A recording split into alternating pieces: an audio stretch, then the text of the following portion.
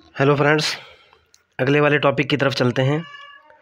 Topic का नाम है zero of an analytic function. ज़रा समझने की कोशिश करना, एनालिटिक फंक्शन का ज़ीरो क्या होता है। मैं कहना चाह रहा हूँ a zero of analytic function, a zero of analytic function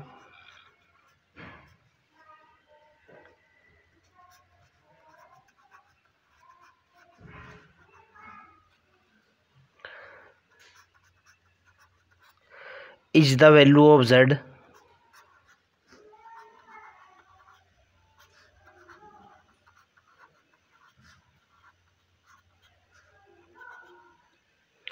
for which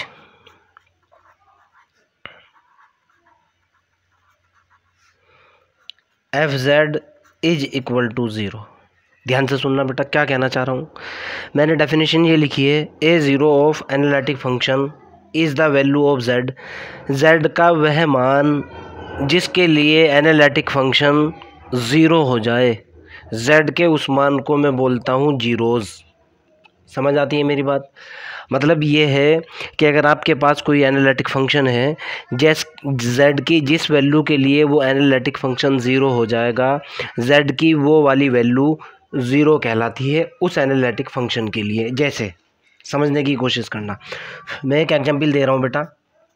जैसे मैं कहना क्या चाह रहा हूँ, मैं कह रहा हूँ कि suppose that F of Z is equal to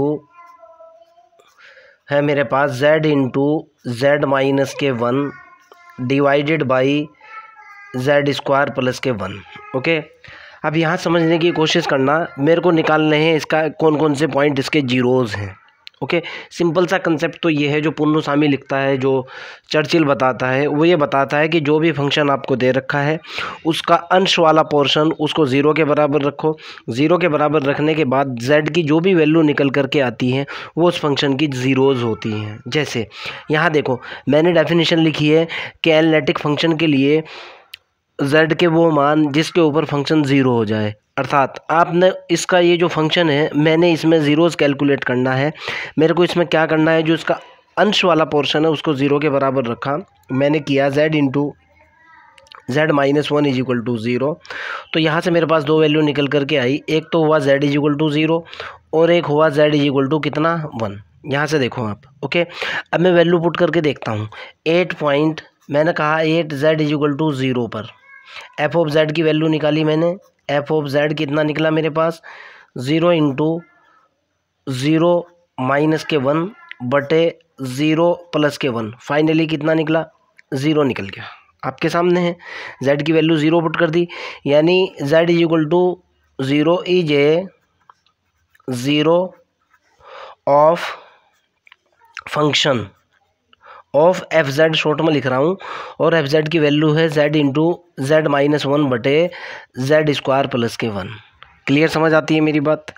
दूसरा चेक करता हूँ, एक दूसरा पॉइंट मेरे पास निकल कर के आया, क्या Z is equal to 1 is the zero of analytic function. मैं कहूँगा यस।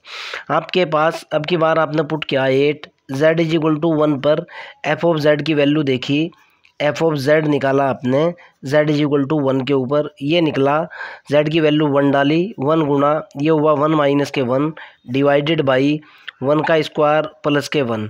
फाइनली कितना निकला, 0 निकला। ओके, सो दैट 0 क्या होता है, सो दैट आप कहोगे Z is equal to 0, Z is equal to 1।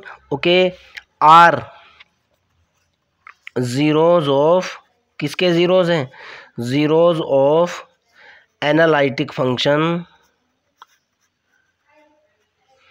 Analytic function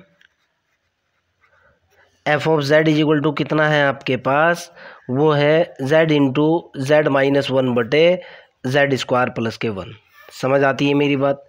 यानी सिंपल सी डेफिनेशन, बिल्कुल सिंपल सा कंसेप्ट ये है, जो भी फंक्शन आपको दे रखा है उसके आप अंश वाले पार्ट को ज़ीरो के बराबर रखो। ज़ीरो के बराबर रखने के बाद जो भी जेड की वैल्यूज़ निकल करके आती हैं वो उस फंक्शन की ज़ीरोज़ कहलाती हैं। जैसे इस वाले पार्ट को ज़ीरो के बराबर रखा, मेरे पास दो ज़ीरोज़ निकल करके आई, एक ज़ीरोज़ ये हुई, एक ज़ीरोज़ ये हुई। क्लियर है ना। मेरे ख्याल से यहाँ तक आपको किसी भी तरह का कोई भी डाउट नहीं होना चाहिए। आगे की तरफ चलते हैं बेटा।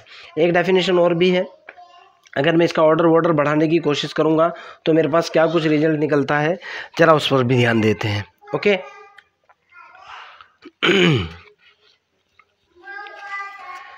मैं कह रहा हूँ zeros of analytic function. Topic क्या है मेरा भाई?